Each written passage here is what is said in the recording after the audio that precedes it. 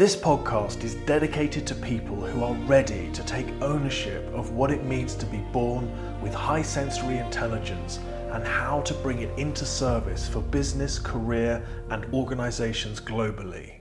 Hello, and a very warm welcome to another episode of the High Sensory Intelligence podcast with me, Willow McIntosh, founder of Illuminance and leader of the High Sensory Intelligence movement.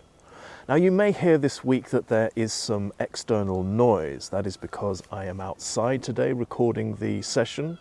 Hopefully the sound will come through as I am expecting it to be when I get it into post. If you would like to see the video version of this podcast episode, or any of them indeed, simply do a search for me on YouTube and you'll find them all there. So this week I am excited to be talking about the concept of high sensory intelligence from a viewpoint of our gifts and abilities that we have, and this is a common theme that I talk about regularly. And if you are new to this podcast and you've come across this episode, and as I'm sure many of you know by now who are listening, I am very passionate about reframing the genetic personality trait known as sensory processing sensitivity into high sensory intelligence. In other words, for us to recognize the gifts, the purpose, and the truth of the trait in terms of us bringing it into service in the world. So this week, I'd like to focus on the gifts that we have as high sensory intelligent people and the reason why many of us don't typically recognize the gifts that we have, and as a result tend not to bring them into service for our businesses, for ourselves, and especially the people that we are here to serve in the world. So usually what happens is we are misunderstood as children. We tend to experience the focus of the challenges that we experience through having the trait. These are overwhelm, these are being overly sensitive, these are being overwhelmed by the feelings that we're having, so we can be emotionally reactive as high sensory people. And as children, you know, we're trying to make sense of ourselves, we're trying to make sense of the world, we're trying to go through puberty, we're trying to work out who we are. And through much of the time, the high sensory gifts that we have are not understood, they're misinterpreted, and therefore we don't receive the training that we needed as children in order to recognize the gifts that we have and especially how to use them. So when I'm talking about high sensory gifts, there is a brush that I tend to use to describe them from a generic point of view, and they are high levels of empathy, high levels of intuition, high levels of visionary ability, and high levels of creativity. Now that touches the surface of what we're actually able to do. And since many of us make amazing coaches, healers, consultants, and creative entrepreneurs, when I mean creative entrepreneurs, I'm talking about artists and the effect that our creative endeavors have on people who witness and experience our art in terms of drawing, painting, dancing, singing, whatever it may be, the effect that our art and craft has on the people who see it, that's how we create our transformation as high sensory intelligent people. Now, for many of us, when it comes to our abilities that make us very, very good at what we do, and I'm going to use, for this example, I'm going to use the example of being a coach or a consultant, which many of us aspire to be and are already working very effectively in that arena ourselves, whether we are aware of it or not. Perhaps we are already working as a coach or a consultant, some kind of healer, some kind of therapist in some way. So I'm going to use that as an example. So many high sensory people that I talk to and facilitate, they talk to me about their process and their methodology, either within an existing practice or what fascinates them and inspires them to become a coach because of the way that they're interacting with people. So here's an example. So say someone is because someone is very interested about the potential transformation that's possible through someone, that's possible within someone when they recognize their own gifts, they recognize their own potential and what's possible for them in their lives. Now, as an example, the high sensory intelligent coach that is facilitating this process will say to me that they're able to see and feel the blocks in someone that are stopping them from engaging or becoming aware of their own truth and potential, and as a result are not meeting their own expectations and being who they could be in the world. And what tends to happen is they completely gloss over that and move on to what's possible and kind of change the subject.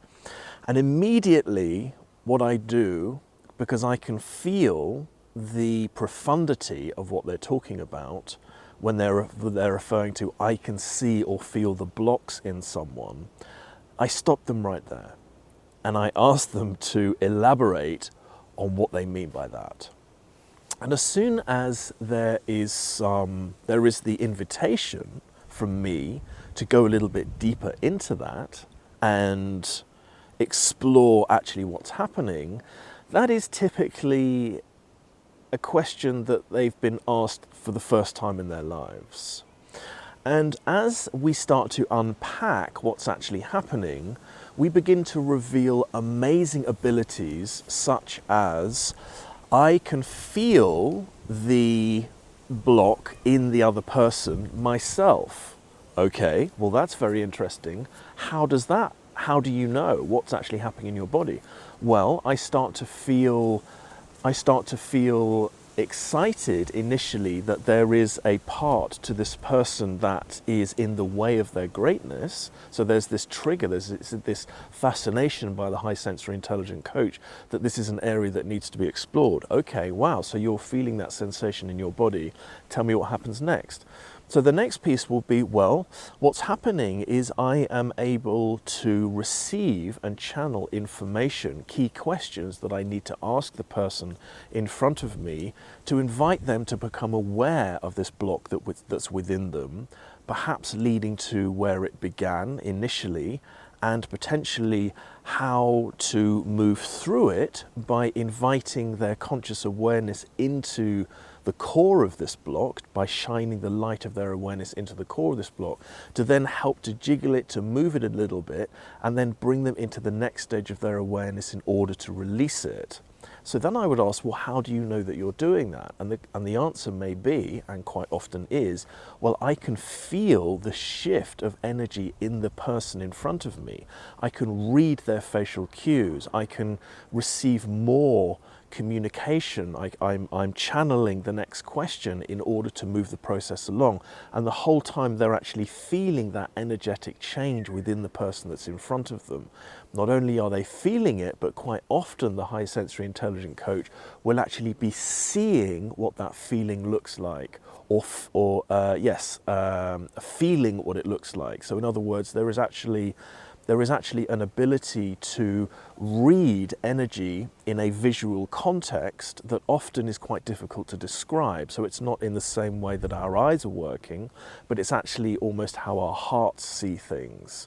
Now, when there is a focused interaction and a focused session happening between a high sensory intelligent coach and the person in front of them, there is a great deal of through the focus, there is a great deal of accentuated sensory experience.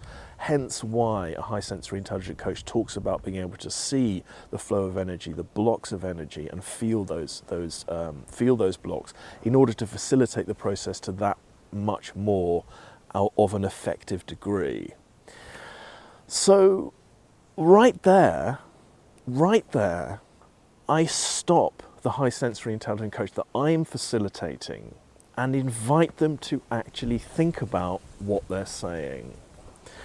And as soon as that invitation happens, there is an awareness in the high sensory intelligent coach of actually just how profound that is. And for the first time ever, they are typically looking at that and inquiring into just how profound that is and just how important that ability is to their practice. Now, what will have been happening is throughout their lives as children, they would have been having this experience to a greater or lesser degree. So there will have been an ongoing fascination, a conversation that's happening in their minds when they're talking to people, because they will be able to be seeing and experiencing this flow of energy, feeling the blocks, sometimes in their family members, their friends. There's an excitement, a passion to want to explore and help facilitate this person, you know, to have a deeper awareness of themselves. So this process and this ability will have been a part of this high sensory intelligent person for all of their lives. Now, because there was never the invitation to explore that or feel comfortable enough to talk about it as children, these abilities get glossed over. We assume that everybody has these abilities. We repress them. We become aware when we're in practice that something's going on, and we are referring to a gift and ability that helps us to do a better job as a coach or a facilitator, but we are typically nowhere near at the level of ownership that we should be about these gifts. So as a result of becoming more aware of this gift and actually pulling it apart, picking it apart and putting it in front of us from an objective point of view to actually be able to see it perhaps for the first time, and then go much deeper into that to become aware of what's most important underneath there, what's aligned with our purpose, how the journey through our lives has supported us to become very, very good at facilitating along these lines, because life challenges each of us in the area of our own expertise. That's why we are so experienced and so good at what we do in our lives, especially as high sensory intelligent people. Our life path tends to have been very, very challenging, and that's what makes us so good at what we do, because we have so much personal experience of creating transformation in ourselves along these lines.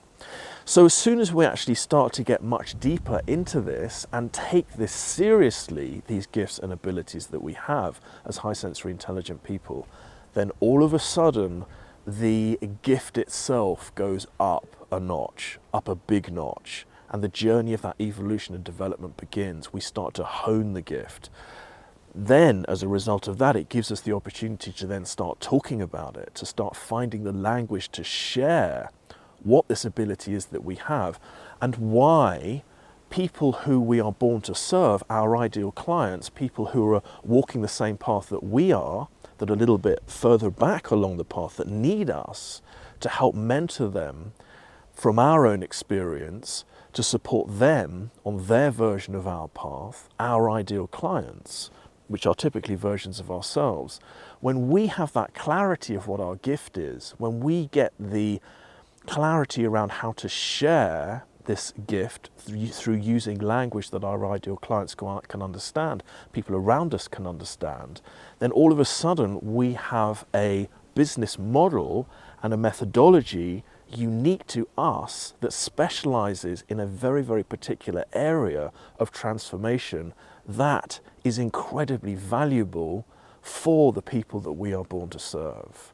And that, in a nutshell, is the process of ownership of our gifts as high sensory intelligent people that lead to a profound shift in our own personal awareness of who we are, the personal awareness of the value that we bring to the world.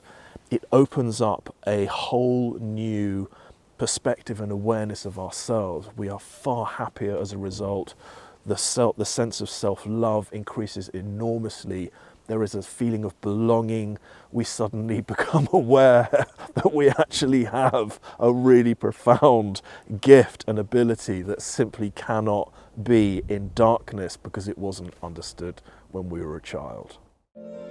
Join me on the next masterclass, where I'll show you how to reveal your own high sensory intelligence, bringing you into alignment with your true purpose, career, business, and personal success. To register your place today, visit highsensoryintelligence.com.